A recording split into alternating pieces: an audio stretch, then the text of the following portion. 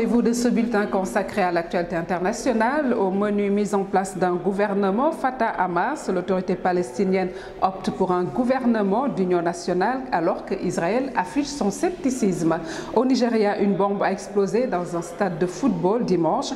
Plus de 40 personnes ont été tuées. D'autres affrontements tribaux ont fait au Sud-Soudan 41 victimes entre deux clans qui se disputent des terres.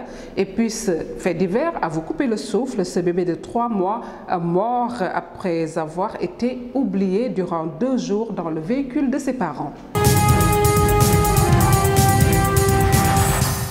Le nouveau gouvernement d'union nationale palestinien a prêté serment lundi devant le président Mahmoud Abbas. Un cabinet soutenu par le Hamas est composé de personnalités indépendantes qu'Israël a l'intention de boycotter. Composé de 17 ministres, dont 5 de Gaza, c'est un exécutif de transition qui a pour mission prioritaire de préparer des élections présidentielles et législatives d'ici la fin de l'année.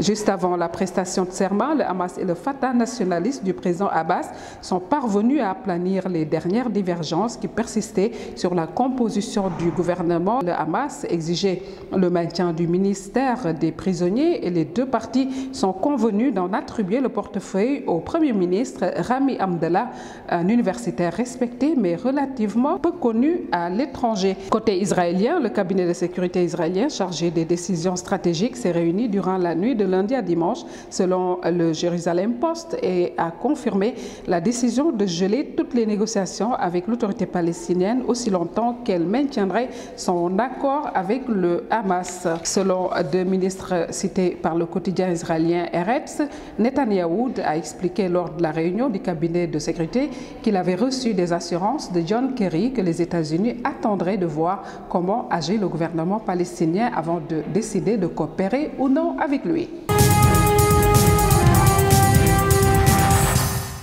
Le Nigeria, toujours en crise au nord, une bombe a explosé dans un stade de football au milieu de supporters dimanche. Plus de 40 personnes ont été tuées. Selon un responsable local de la police, la ville de Mubi a déjà été visée dans le passé par des attaques du groupe islamiste armé nigérian Boko Haram. Une infirmière exerçant à l'hôpital de Mubi, souhaitant conserver l'anonymat, a confirmé ce premier bilan. Il n'a pas été établi si des joueurs font partie des victimes, mais la majorité d'entre elles semblent être des spectateurs. Au Soudan, au moins 41 personnes ont péri dans des affrontements tribaux entre deux clans d'une tribu du Kordofan Ouest qui se disputent la propriété de terre et selon du pétrole. Le Kordofan Ouest, où se trouvent de nombreux champs pétroliers et frontaliers à la fois au Kordofan Sud, théâtre depuis 3 ans d'une rébellion de la branche nord du mouvement populaire de libération du Soudan et du Darfour, où le conflit en cours depuis plus d'une décennie redouble de violence depuis plusieurs mois. Des experts ont mis en garde contre la détérioration des relations entre Khartoum et les tribus.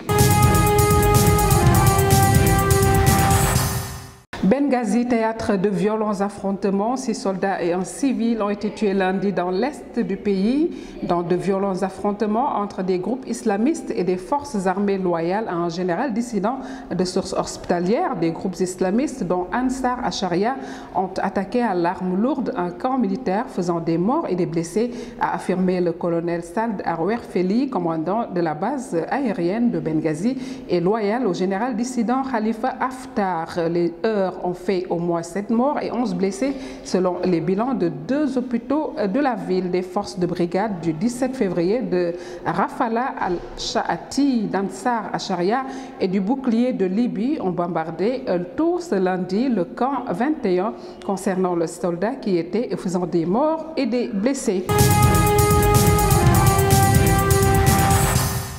En Espagne, le roi Juan Carlos renonce au trône en faveur de son fils Felipe, âgé de 76 ans. Juan Carlos règne depuis près de 4 décennies sur le trône d'Espagne, après avoir été désigné dès 1969 comme le futur successeur du dictateur franco. Juan Carlos s'est révélé un roi réformateur, assurant habilement la transition démocratique à son royaume. La popularité a été ternie ces dernières années par plusieurs scandales.